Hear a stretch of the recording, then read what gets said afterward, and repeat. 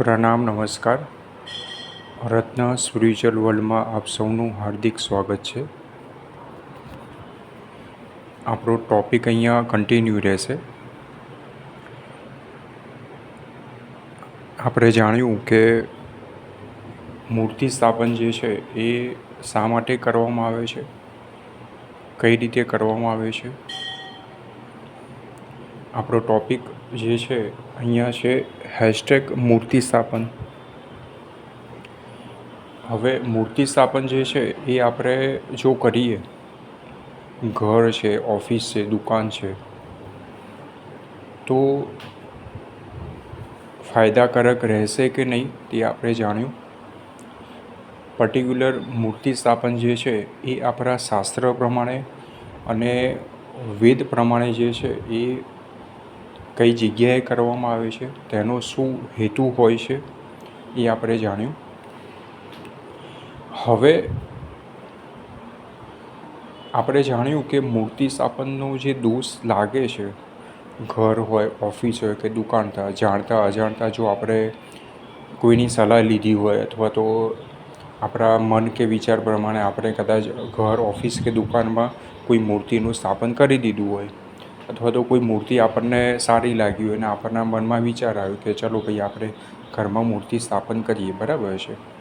અહીંયા હવે ધ્યાન એ રાખવાનું છે કે જે મૂર્તિ સ્થાપનનો જે દોષ લાગે છે એ માત્ર ને માત્ર કોઈ દેવ કે દેવી હોય તેનો જ દોષ લાગશે, બરાબર.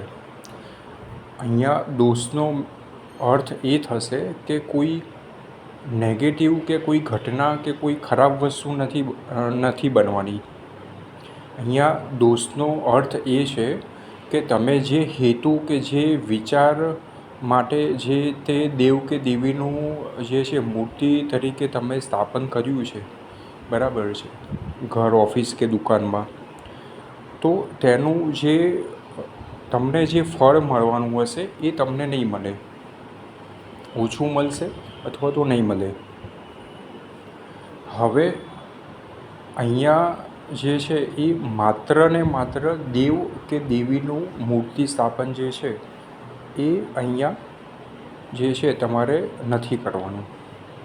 તમારું ઘર હોય, દુકાન હોય કે ઓફિસ હોય, પણ અમુક ધર્મની અંદર જે છે દેવ કે દેવી સિવાયના જે આપણા કોઈ સંત હોય, બરાબર છે, કોઈ મહાન પુરુષ થઈ ગયા હોય, બરાબર છે, કોઈ સાધુ હોય, કોઈ વ્યક્તિ હોય કે જે આપણે ગુરુ માનતા હોઈએ, બરાબર છે, જે મનુષ્ય સ્વરૂપે આપણે જે છે સંત તરીકે પૂજીએ છીએ, ભગવાન તરીકે પૂજીએ છીએ કે ગુરુ તરીકે પૂજીએ છીએ કે દેવ તરીકે પૂજીએ છીએ, બરાબર.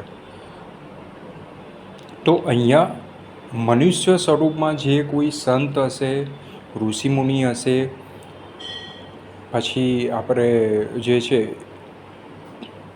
કોઈ ગુરુ હશે, બરાબર છે, જે આપણે તેને ભગવાન માનીએ છીએ, તો તે મનુષ્યનું જે દેવ થઈ ગયા છે કે જે તમે ગુરુ માનો છો કે ભગવાન માનો છો, તેનું તમે મૂર્તિ તરીકે સ્થાપન કરી શકો છો, બરાબર છે.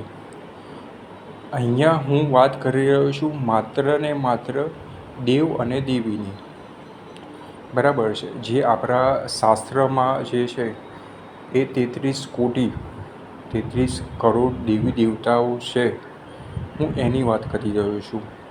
હું કોઈ અહીંયા મનુષ્ય સ્વરૂપે કોઈ દેવ થઈ ગયા કે કોઈ ભગવાન થઈ ગયા કે કોઈ સંત થઈ ગયા કે કોઈ મહાન પુરુષ થઈ ગયા, હું તેની વાત નથી કરી રહ્યો, બરાબર છે.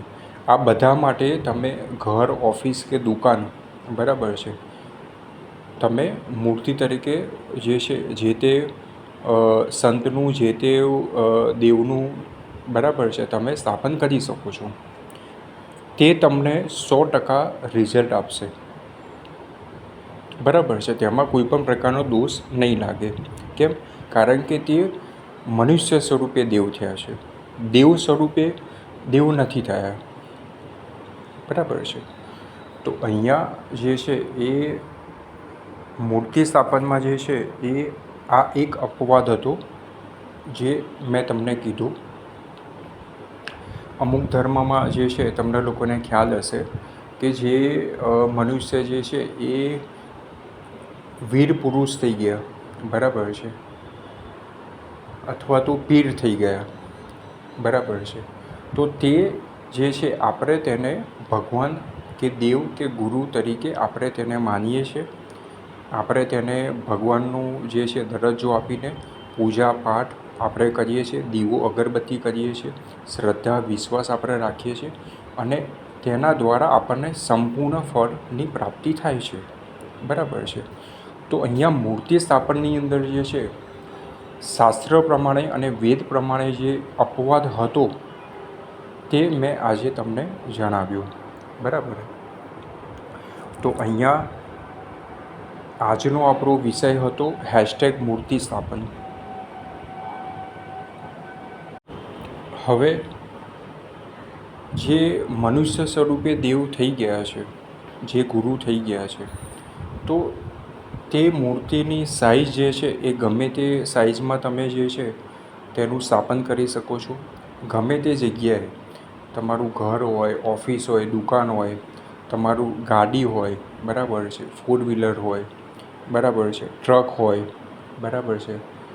તો અહીંયા તમે જે છે ગમે તે સ્વરૂપે, ગમે તે પ્રકારે, ગમે તે જગ્યાએ જે છે તમે તેનું સ્થાપન કરી શકો છો. તેમાં કોઈ વિધિ નથી. કેમ? કારણ કે શાસ્ત્રમાં વિધિ જણાવવામાં આવેલી નથી, બરાબર છે. તો અહીંયા કોઈ વિધિ વિધાન નથી, કોઈ શાસ્ત્રોક્ત મંત્રોચ્ચાર નથી કે જેના કારણે તમારે એ વસ્તુ કરવાની છે. કોઈ શુદ્ધિકરણ કે સિદ્ધિકરણ નથી કે તમારે એ વસ્તુ કરવાની છે અને પછી જે છે તમારે સ્થાપન કરવાનું છે, એવું કોઈ શાસ્ત્રમાં લખેલું નથી. નોર્મલ તમારું જે પણ પૂજાપાઠ કરતા હોય, દીવો અગરબત્તી કરતા હોય, ધૂપ કરતા હોય, તેના દ્વારા જે છે 100% તમને રિઝલ્ટ મળશે, બરાબર છે. તો અહીંયા જે છે એ મૂર્તિ સ્થાપનનું જે અહીંયા વિષય જે છે અહીંયા પરિપૂર્ણ થાય છે. હવે નેક્સ્ટ એપિસોડમાં આપણે જાણીશું ફોટા સ્થાપન. તફાવત જાણીશું કે મૂર્તિ સ્થાપન અને ફોટા સ્થાપનમાં શું તફાવત છે, ફોટો સ્થાપન જે છે શા માટે કરવામાં આવે છે, બરાબર છે, તેનાથી શું શું ફાયદા થાય છે, મૂર્તિ સ્થાપન વધારે સારું છે કે ફોટા સ્થાપન છે, એ આપણે નેક્સ્ટ એપિસોડમાં આપણે જાણીશું.